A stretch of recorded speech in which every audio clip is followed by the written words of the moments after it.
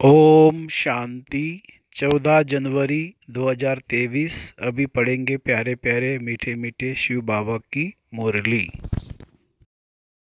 मीठे बच्चे, अभी तुम्हारी काया बिल्कुल पुरानी हो गई है। बाप आए हैं तुम्हारी काया कल्प वृक्ष समान बनाने। तुम आधा कल्प के लिए अमर बनते हो। प्रश्न: इस वंडरफुल नाटक में कौन सी बात बहुत ही समझने की है? उत्तर: इस नाटक में जो भी एक्टर्स है उनका चित्र केवल एक ही बार देख सकते हैं। फिर वही चित्र 5000 वर्ष के बाद देखेंगे। 84 जन्मों के 84 चित्र बनेंगे और सभी भिन्न भिन्न होंगे। कर्म भी किसके साथ मिल नहीं सकते। जिसने जो कर्म किए वह फिर 5000 वर्ष बाद वही कर्म करेंगे। यह बहुत ही समझने की बातें हैं। तुम बच्चों की बुद्धि का ताला अभी खुला है। तुम यह रात सबको समझा सकते हो। गीत है: भोलेनाथ से निराला कोई और नहीं, बिगड़ी को बनाने वाला कोई और नहीं। ओम शांति। भोलानाथ सदैव शिव बाबा को कहा जाता है, शंकर को नहीं कहा जाता है।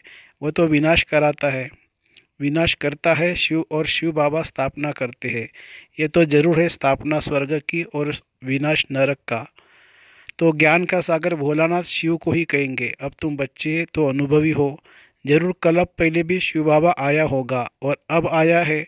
उनको आना जरूर है, क्योंकि नई मनुष्य सृष्टि को रचना है। इस ड्रामा के आदि मध्य अंत का राज बताना है, इसलिए जरूर यहाँ आना है। सूक्ष्म वतन में तो नहीं बताएंगे, सूक्ष्म वतन की भाषा अलग है, मूल वतन में तो भाषा है नहीं। यह है टॉकी। शिव बाबा ही बिगड़ी को बनाने वाला है। जब सृष्टि तमोप्रधान हो जाती है तो सबको सद्गति देने वाला भगवान कहते हैं कि मुझे आना पड़ता है। यादगार भी यहाँ है, इस नाटक में जो जो मनुष्य है, मनुष्य के चित्र है, वह सब एक ही बार देख सकते हैं। ऐसे नहीं कि लक्ष्मी नारायण के चित्र सतयुग के सिवाय कभी भी कहाँ देख सकते हैं। वह पुनर्जन्म लेंगे तो नाम रूप भिन्न हो जाएगा।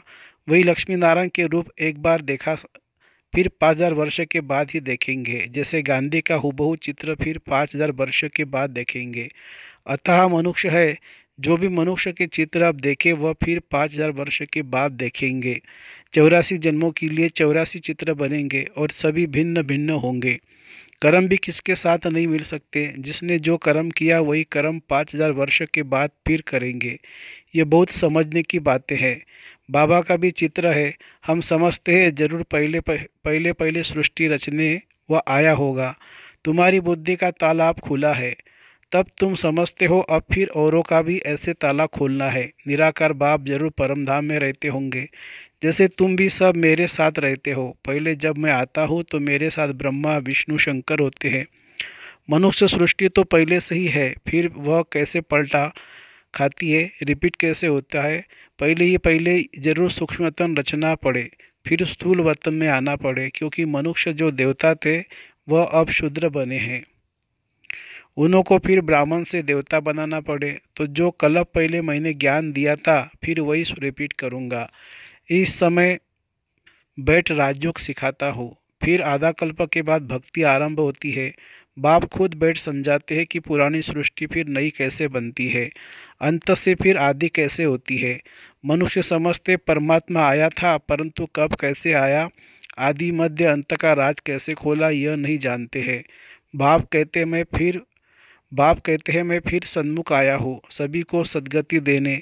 माया रावण ने सभी की किस्मत बिगाड़ दी है, तो बिगड़ी को बनाने वाला जरूर कोई चाहिए। बाप कहते हैं 5000 वर्ष पहले भी ब्रह्मा तन में आया था। मनुष्य सृष्टि जरूर यहाँ ही रची है।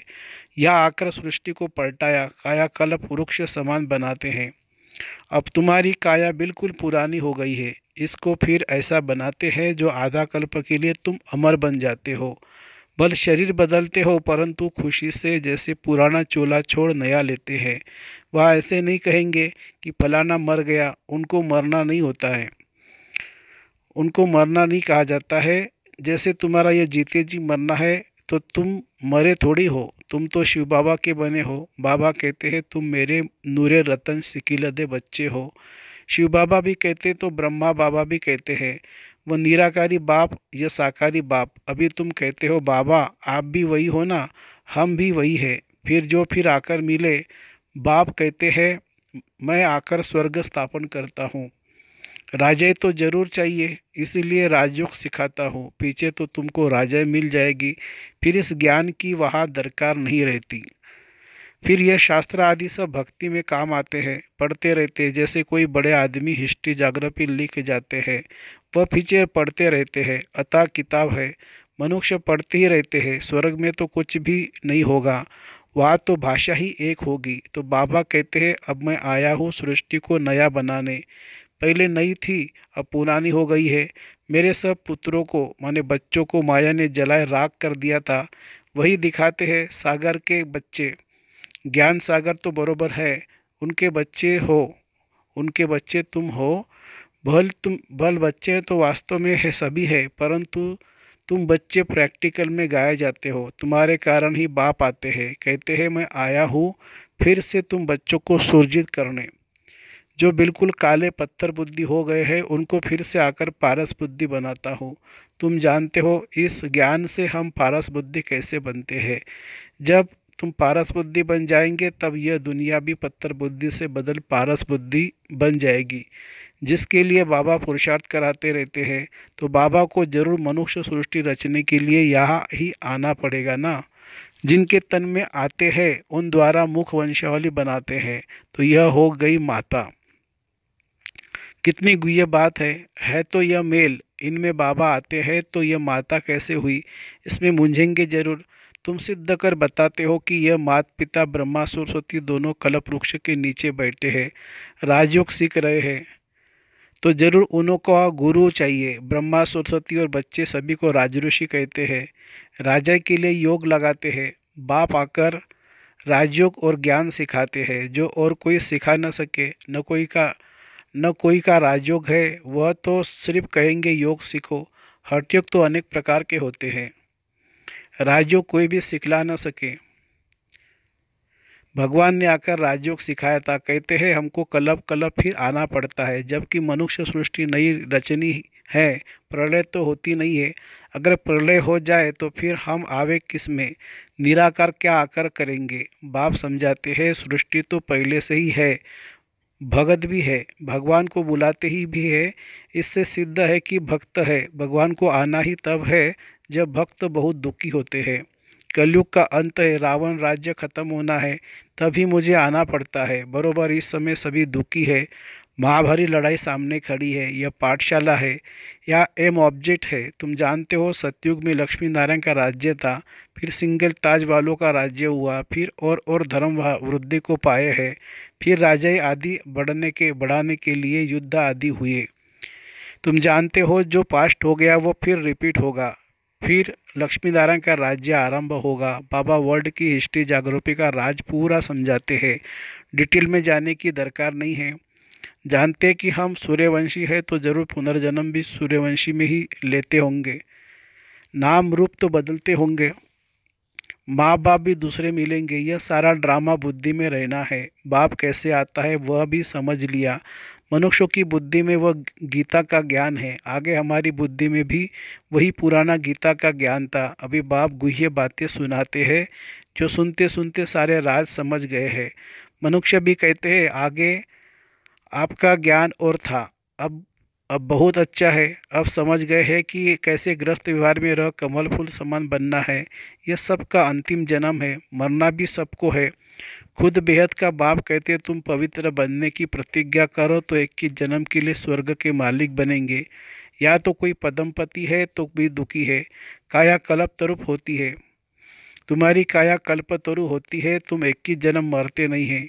बाप कहते हैं यहाँ आएंगे भी वही जो सूर्यवंशी चंद्रवंशी कामचित्रा पर बैठ सावरे हो गए हैं। इसलिए राधे कृष्ण श्री नारायण सबको सावरा दिखाते हैं। अभी तो सभी सावरे हैं, कामचिता पर बैठने से सावरे हो गए हैं। अब तुमको कामचिता से उतरकर ज्ञान चिता पर बैठना है। विष का हथियाला कैंसिल कर ज्ञान का अमृत का हथियाला बांधना है। समझाना ऐसे जो वो कहे कि तुम तो शुभ कार्य कर रहे हो। जब तक कुमार कुमारी है तो उनको मूत पलीती नहीं कहेंगे। बाप कहते तुमको गंदा कभी नहीं बनना है। आगे चलकर ढेर आएंगे, कहेंगे यह बहुत अच्छा है, ज्ञान चिता पर बैठने से तो हम स्वर्ग के मालिक बनेंगे। अक्सर ब्राह्मण ही सगाई कराते हैं, राजाओं के पास भी ब्राह्मण रहते हैं, उन्हों को राजगुरु कहते हैं। आजकल तो सन्यासी भी हथियाला बांधते हैं। तुम जब यह ज्ञान की बातें सुनाते हो तो लोग बहुत खुश होते हैं, झट राखी भी बंधवा लेते हैं। फिर घर में झगड़ा भी होता है, कुछ सहन तो जरूर करना पड़े। तुम हो गुप्त शिव शक्ति सेना, तुम्हारे पास कोई हथियार नहीं, देवियों को बहुत हथियार दिखाते हैं। यह सब है ज्ञान की बातें, या है ही योग बल की बातें। तुम योग बल से विश्व की बादशाही लेते हो, बाहुबल से हद की राजाई मिलती है। बेहद की राजाई तो बेहद का मालिक ही देंगे, लड़ाई की बात नहीं है। बाप कहते हैं मैं कैसे लड़ाऊंगा, मैं तो लड़ाई झगड़ा मिटाने के लिए आया हूँ। फिर इनका नाम निशान भी नहीं रहता है, तब तो परमात्मा को सब याद करते हैं। कहते हैं मेरी लाज रखो, फिर भी एक में नीचे नहीं तो और को पकड़ते रहते हैं। कहते हैं हमारे में भी ईश्वर है, फिर अपने में विश्वास नहीं रखते, गुरु करते हैं। जब तुम्हारे में भगवान है तो गुरु क्यों करते हो, या तो बात ही न्यारी है। बाप कहते कल पहले भी ऐसे ही आया था जैसे अब आया हूँ। अब तुम जानते हो कि रचता बाप कैसे बैठ रचना करते हैं। यह भी ड्रामा है। जब तक इस चक्र को नहीं जाना तब तक कैसे जाने कि आगे क्या होना है। कहते हैं यह कर्म क्षेत्र है, हम निराकारी दुनिया से पहाड़ बजाने आए हैं। तो तुमको सारे ड्रामा के क्रिएटर डायरेक्टर का मालूम होना चाहिए। हम सब एक्टर्स तो जान गए हैं कि यह ड्रामा कैसे बना हुआ है, ये सृष्टि कैसे वृद्धि को पाती है। जबकि अब कलयुग का अंत है तो जरूर सत्युग स्थापन होना चाहिए। इस चक्र की समझानी बिल्कुल ठीक है। जो ब्राह्मण कुल के होंगे वही समझ जाएंगे। फिर भी यह प्रजापिता है तो अपना कुल बढ़ता ही जाएगा, बढ़ना तो है ही। कला पहले मुआफिक सब पुरुषार्थ करते ही रहते हैं। हम साक्षी होकर देखते हैं, हर एक को अपना मुखड़ा आईने में देखते रहना है। कहाँ तक हम लायक बने हैं सतयुग में राजधानी लेने के। यह कलब कलब की बाजी है, जो जितना सर्विस करेंगे। तुम हो बेहद के रूहानी सोशल वर्कर्स, तुम सुप्रीम रूह की मत पर चलते हो। ऐसे अच्छी अच्छी पॉइंट्स धारण करनी है। बाप आकर काल के पंजे से छुड़ाते हैं। वह मृत्यु का नाम नहीं, यह है मृत्यु लोक, वह है अमर लोक। यहाँ ही आदि मध्य अंत दुख है, वह दुख का नाम निशान नहीं। अच्छा, मीठे मीठे सिखिलदे बच्चों प्रति माता पिता बाप दादा का याद प्यार और गुड मॉर्निंग। रूहानी बाप की रूहानी बच्चों को नमस्ते। हम रूहानी बच्चों की रूहानी माता पिता बाप दादा को याद प्यार, गुड मॉर्निंग और नमस्ते बाबा नमस्ते। धारणा के लिए मुख्य सार, हम निराकारी और साकारी दोनों बाप के सिकिलदे नूरे रतन है। हम शिव बाबा के जीते जी वारिस बने हैं, इसी नशे में रहना है। दूसरी पॉइंट, योग बल से विश्व की राजाई लेनी है। पवित्रता की राखी बांधी है तो सहन भी करना है, पतित कभी नहीं बनना है।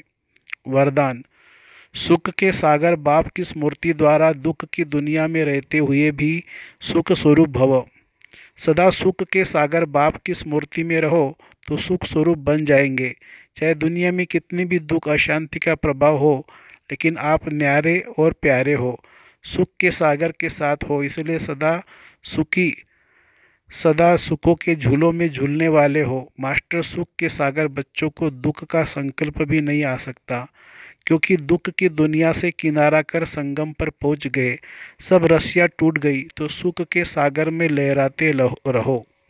स्लोगन है, मन और बुद्धि को ही मन और बुद्धि को एक ही पावरफुल स्थिति में स्थित करना ही एकांतवासी बनना है। मन और बुद्धि को एक ही पावरफुल स्थिति में स्थित करना ही एकांतवासी बनना है। अच्छा, ओम शांति शांति शांति। शुक्रिया बाबा, शुक्रिया। Thank you Baba, thank you.